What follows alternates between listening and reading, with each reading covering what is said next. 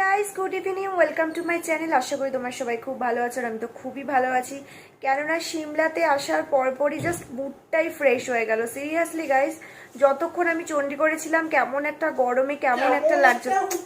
আমি ভয়েস দিচ্ছি তো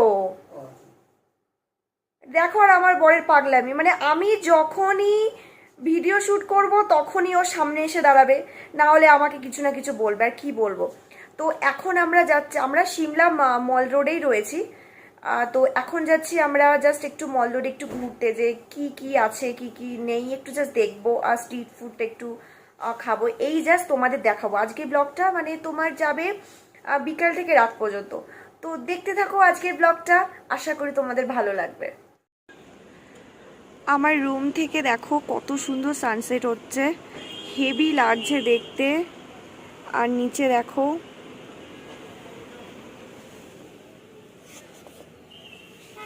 ওয়াও, অসাধারণ ভিউ, কত সুন্দর সানসেট হচ্ছে তোমাদের দেখালাম। আর এখানে একটা অবাক করতে, আমার চণ্ডীগড় থেকে এই জিনিসটা দেখছি, সেটা হচ্ছে এখন 7:17 বাজে, এখন সানসেট হচ্ছে। সিরিয়াসলি, মানে এখনো মানে পুরো যেন বিকেল। এটা চণ্ডীগড়ে আমি দেখলাম, চণ্ডীগড়ে মনে হয় 7:40 দিকে মনে হয় একটু সন্ধ্যা সন্ধ্যা হয়েছে। আর সিমলাতেও তাই, মানে এরকম জানলে আমরা ডিরেক্ট এয়ারপোর্ট থেকে আমরা সিমলা চলে আসতাম। আমরা জানি যে একদম সন্ধ্যা হয়ে যাবে, যেরকম আমাদের কলকাতার ওয়েদার, সেরকমই ভেবেছি যে 7টার মধ্যেই সন্ধ্যা হয়ে যাবে। এরকম জানলে আমরা কালকেই চলে আসতাম। মানে একটা দিন পুরো মিস করলাম আমরা চণ্ডীগড়ে। তো যাই হোক, আজকের দিনটা একদম মিস করতে চাইছি না।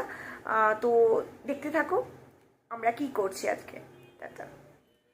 তো আমরা জাস্ট বেরোচ্ছি ঘুরতে যাব বলে। এই হচ্ছে আমার ফাইনাল লুক। জ্যাকেটটা নিয়ে নিয়েছি, যদি ঠান্ডা লাগে তো অবভিয়াসলি জ্যাকেট তো পরতেই হবে, তার জন্য নিয়ে নিলাম।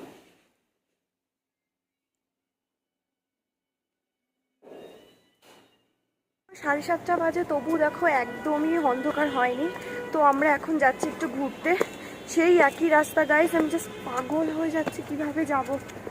তো দেখতে ঠিক আছে, আমরা এখন মল রোডে চলে এলাম। দেখো জাস্ট ভিউটা অসাধারণ, হালকা হালকা ঠান্ডা আছে। এখন জ্যাকেট পরতে হবে না, জ্যাকেট পরাতে আমি অলরেডি জ্যাকেট পরে নেবো। তোমাদের জাস্ট ভিউটা দেখাচ্ছি, ভিউটা দেখে না।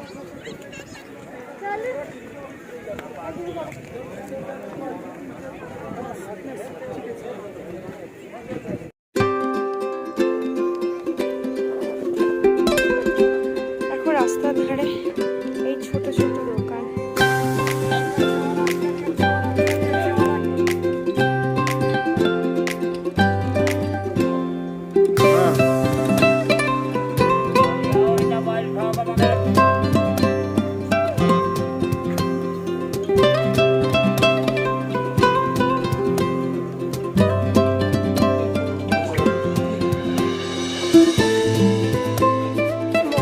দেখো জাস্ট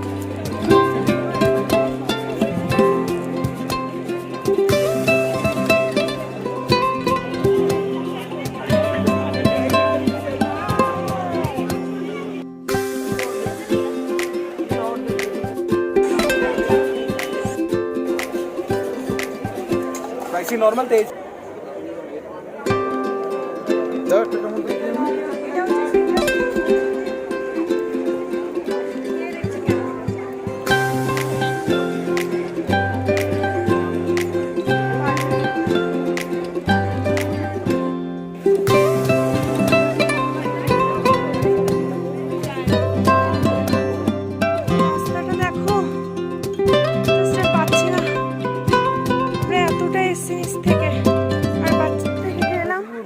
আমরা অ্যাকচুয়ালি কালীবাড়ি যাচ্ছি রাতে ডিনার করতে, কারণ দুপুরবেলা আমাদের ভালোই লেগেছে খেতে।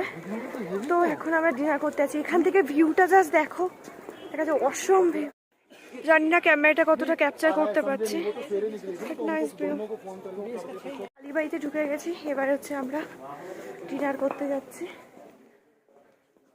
তো দেখতে থাকো। আজকের ব্লগটা আমি তেমন বানাতে পারিনি, কেননা এখানে যা রাস্তা হেঁটে যেতে পারছি না। হাতে ব্যাগ, কিছু মেডিসিন কিনেছি, তারপরে আমি জ্যাকেট নিয়ে এসে আমি ভেবেছি মনে হয় ঠান্ডা খুব বেশি, বাট না, ঠান্ডা একদমই নেই। বেকার বেকার অনেক জিনিসপত্র নিয়ে আসা। তো দেখতে থাকো আজকে আমি রাতের ডিনার কী করছি। তো আমরা চলে এলাম কালীবাড়ি ডাইনিং হলে। ভেবেছিলাম যে চিকেন খাবো, বাট এখানে চিকেন হয় না।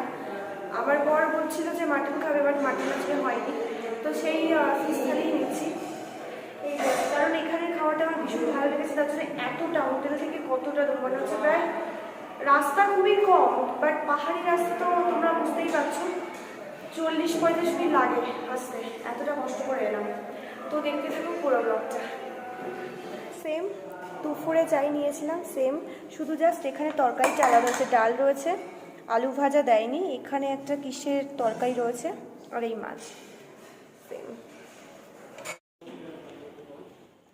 আমার বরের হাত দেখো। তো আমাদের হচ্ছে 3rd ফ্লোর।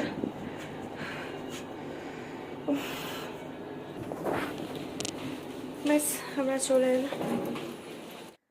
তো আমরা ঘুরে চলে এলাম। আজকের ভিডিওটা আমি এখানেই শেষ করছি, কেননা প্রচণ্ড টায়ার্ড লাগছে, দেখেই বুঝতে পারছো একদম আমার ভালো লাগছে না। তো যাই হোক, আজকের ভিডিওটা আমি এখানে শেষ করছি। সবাই ভালো থেকো, সুস্থ থেকো, গুড নাইট।